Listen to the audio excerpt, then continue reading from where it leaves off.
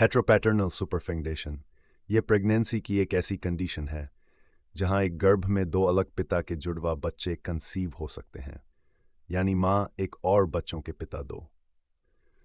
कहा जाता है कि पूरी दुनिया में ऐसे 7 केसेज हुए हैं और इसी दुर्लभ स्थिति पर निर्देशक आनंद तिवारी ने अपनी फिल्म बैड न्यूज की कहानी बुनी है, जहां तृप्ति डिमरी के दो जुड़वा बच्चों के दो पिता विकी कौशल और एमी विर्क हैं।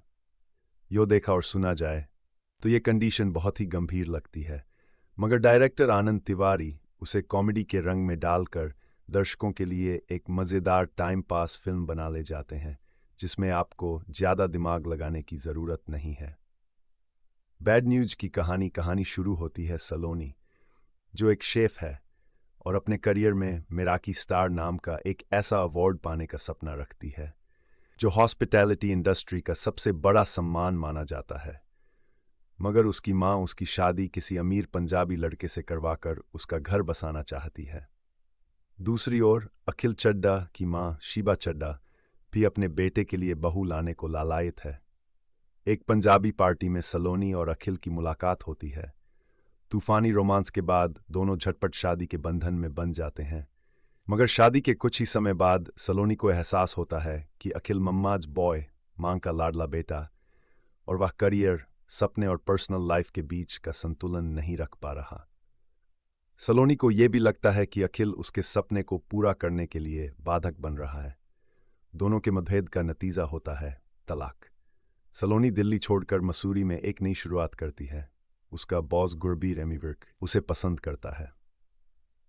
अपनी एनिवर्सरी के दिन अपने एक्स हस्बैंड अखिल की इंस्टाग्राम पोस्ट में उसे दूसरी लड़कियों के साथ फ्लर्ट करते देख सलोनी जलन के मारे गुरबीर के साथ हमबिस्तर होती है, मगर उसी रात अखिल भी खेक लेकर उसे सॉरी कहने और मनाने पहुंच जाता है।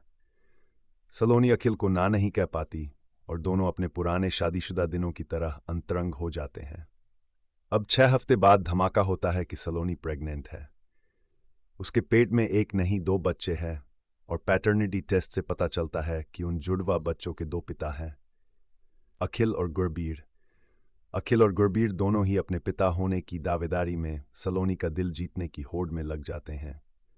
सलोनी किसे अपनाएगी? समाज इस रेयर प्रेगनेंसी पर क्या कहेगा?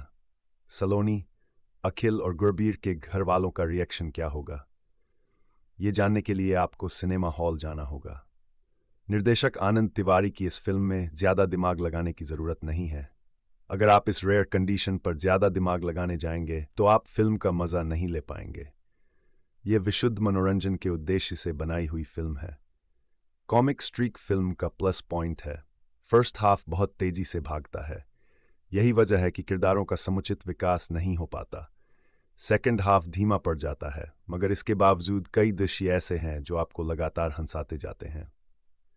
हाँ, सिचुएशन और किरदारों का लॉजिक आप ढूंढ नहीं पाएंगे। स्क्रीन प्ले की अपनी कमियां हैं।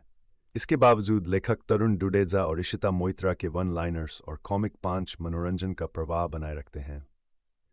प्रोडक्शन हाउस द्वारा खुद पर बनाए हुए मीम्स और गैग्स मज़ेदार हैं। इन मीम्स और गैग्स में विकी कौशल और कटरीना कैफ को भी शामिल कर दिया गया है।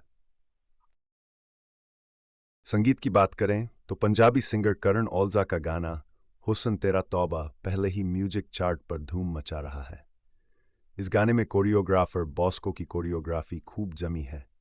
मेरे महबूब मेरे सनम गाने की रिपैकेजिंग भी मस्त लगती है।